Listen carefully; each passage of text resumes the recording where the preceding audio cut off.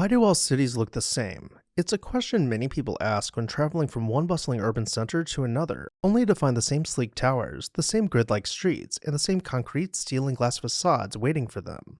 It's easy to feel like one city is just a copy of the last, and yet this wasn't always the case. Hi everyone, Ken here. Today we are exploring the roots of the international style. Hit that subscribe button and let's dive into a special episode of This House. To understand why an urban stroll in Singapore can feel strangely reminiscent of parts of Columbus, Ohio, or why new developments in São Paulo might echo those in Paris, we need to look back at the birth of modernism in the international style. Modernism in architecture traces back to the late 19th and early 20th centuries when architects began to question the heavy ornamentation that had long defined European and American buildings. Historically, designers would borrow motifs from ancient Greek or Renaissance-era design, piling decorative flourishes atop every column and arch. Loos, an Austrian architect, wrote a provocative essay in 1908 titled Ornamenting Crime, suggesting that decorative details were not merely unnecessary but also a hindrance to societal progress. Loos' ideas struck a chord with many in Vienna and beyond who felt that architecture should reflect the times and not remain stuck in ancient motifs. Around the same period, Chicago was also a hub for new thinking in design. The pioneering architect Louis Sullivan famously declared that form follows function, pointing architecture in a simpler, more practical direction. His high-rise buildings in Chicago were early examples of how technology and clarity of form could replace classical ornamentation. These seeds of modernism began to sprout further in Europe. Germany's Bauhaus school, founded by Walter Gropius in 1919, was one of the most influential institutions of its day. The Bauhaus brought together architects, painters, sculptors, and craftspeople, hoping to unite art and industry under a single vision of functional design. Gropius was joined by famous artists like Klee and Kandinsky, as well as fellow architects such as Ludwig Mies van der Rohe and Marcel Breuer. They experimented with everything from typography to furniture making, always championing simplicity and mass production. One can see the influence of Bauhaus thinking in Breuer's tubular steel chairs, designed for ease of manufacturing with no extra ornamentation. The Bauhaus spirit spread across Europe and eventually the globe, especially as many of its leading figures fled Germany in the 1930s, carrying their modernist ideals with them to places like the US and Canada. Around the same time, other movements were redefining the visual arts too.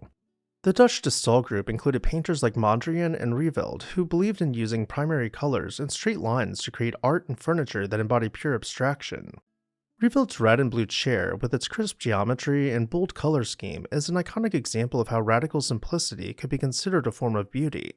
These interwoven developments, Loos' rejection of ornament, the Bauhaus' emphasis on industrial techniques, and De Stijl's focus on pure form, laid the groundwork for what would soon become the international style, a term famously popularized in a 1932 Museum of Modern Art exhibition in New York, organized by architectural historian Henry Russell Hitchcock and the young architect Philip Johnson. That exhibit introduced Americans to a new kind of building, one that embraced clean lines, open floor plans, and a stronger reliance on modern materials like steel, glass, and concrete. A prime example from this period is Le Corbusier's Villa Savoy, completed in 1931. Elevated on slender columns, also known as pilotis, surrounded by open space and framed by broad stretches of white walls, the house declared itself free from the heavy ornamental baggage of the past. Inside, rooms flowed into each other, and the large windows brought in ample light, suggesting that human well-being and functional convenience should guide architectural form. These were revolutionary notions in an era still weighed down by historical references. Across the Atlantic, Frank Lloyd Wright's work, such as the Roby House in Chicago, which was completed in 1910, also signaled a transition to open floor plans and a more horizontal, free-flowing use of space, even though Wright's style would later branch off into a more organic direction. When World War II ended, large portions of Europe and Asia needed to rebuild quickly, efficiently, and on a massive scale. Modernist and international style principles, with their emphasis on standardized construction and rapid production, suddenly found fertile ground. War-ravaged cities did not have the luxury to spend years adorning buildings with intricate sculptures or elaborate facades. There was an urgent need for housing, government offices, and infrastructure. Architects like Mies van der Rohe, who had emigrated to the United States, took on major projects that exemplified international style ideals.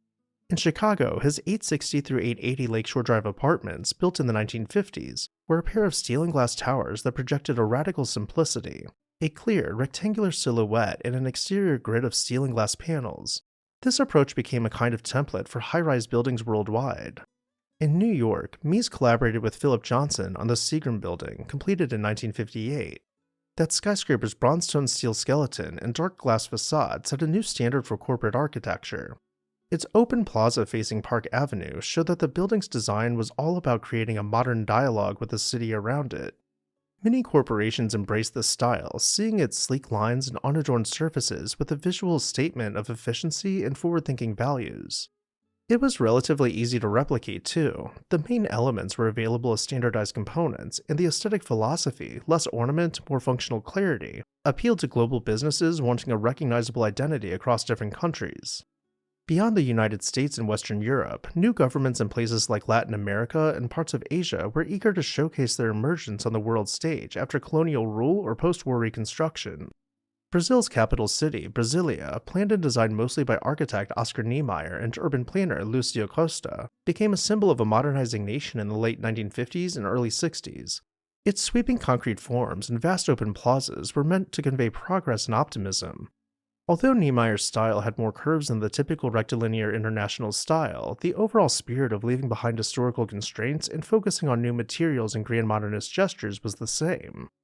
Meanwhile, in Japan, Kenzo Tange's post-war projects, including the Hiroshima Peace Memorial Museum, demonstrated how concrete and glass could be used to create solemn, forward-looking civic spaces that spoke to a modern international order, rather than regional or feudal pasts. The appeal of modernism in the international style was not only aesthetic. Standardizing components could be mass-produced, shipped, and assembled quickly in distant locations, reducing costs and speeding up construction. Governments often encouraged the proliferation of these methods through building codes, which favor the structural reliability of steel and concrete. As a result, developers in different corners of the world found themselves converging on similar design solutions. Coupled with new zoning laws that shaped how buildings occupied land, often pushing them to be taller and narrower, cities from Shanghai to Houston began sprouting comparable skylines. Corporations, too, favor the consistency of a brand look in their global offices, meaning that a headquarters in Dubai might not look terribly different from one in Sydney or London. The cumulative effect was a form of universal modernity that began overshadowing the local vernacular traditions that had once distinguished cities from each other. This new architectural language was undeniably exciting for many people in the mid-20th century, as it seemed to symbolize a collective leap into the future. Yet it also revealed a paradox. The more countries embraced the international style, the more their skylines started to echo one another, sometimes erasing a sense of local identity. For every city that preserved its historic quarters or integrated local materials into new projects, there were many that bulldozed historic neighborhoods to make way for identical rows of housing blocks or glossy curtain-wall towers. Over time, critics and city dwellers alike began to question whether the uniformity was truly progress. Postmodern architects in the 1970s and 1980s, such as Robert Venturi and Michael Graves, rebelled by returning to elements of decoration, symbolism, and references to local culture. Others championed preservation of historic districts and a renewed interest in vernacular designs, aiming to regain some sense of place that modernism's universal approach often stripped away. Yet despite these critiques and new directions, the legacy of modernism remains dominant in many ways. A look at major global financial centers, think Hong Kong, New York, Dubai, or Toronto, shows that the language of steel, glass, and concrete still dominates the skylines. Even in recent decades, architects like Norman Foster, Richard Rogers, and Zaha Hadid have pushed the boundaries of what can be done with these materials, employing advanced engineering to sculpt sinuous towers or radical forms. Still, the underlying logic that architecture can be an expression of our industrial and technological capabilities continues to trace back to modernist roots. The drive for efficiency, for a streamlined aesthetic, and for the marketing power of having an iconic building leads many new projects to end up looking surprisingly similar once you peel away a few signature curves or angles. Ultimately, answering the question of why so many cities look alike requires recognizing that modernism was more than just a style. It was a vision for a new world, one that believed rationality, industry, and simplicity could pave the way for social and economic progress. Those ambitions found powerful allies in governments, corporations, and educational institutions that helped spread the movement far beyond its European origins. The reliance on standardized materials, the cost-effectiveness of modular construction, and the convenience of one-size-fits-all urban planning perpetuated the sameness of modern cityscapes. Though many architects, city planners, and communities have since sought to reclaim local identity and experiment with diverse aesthetics, modernism's influence on the DNA of contemporary urban architecture remains immense. So if you ever find yourself wandering through a city that feels eerily familiar, even on the far side of the world, Remember that you are seeing the lasting imprint of a century-long dream, a dream that set out to free design from the past by introducing new and unique ideas, but ended up unintentionally bringing about an era of global architectural uniformity. And with that, I'll turn it over to you. Let me know your thoughts down below in the comments section, and while you're there, make sure you're subscribed so you never miss an exciting episode of This House.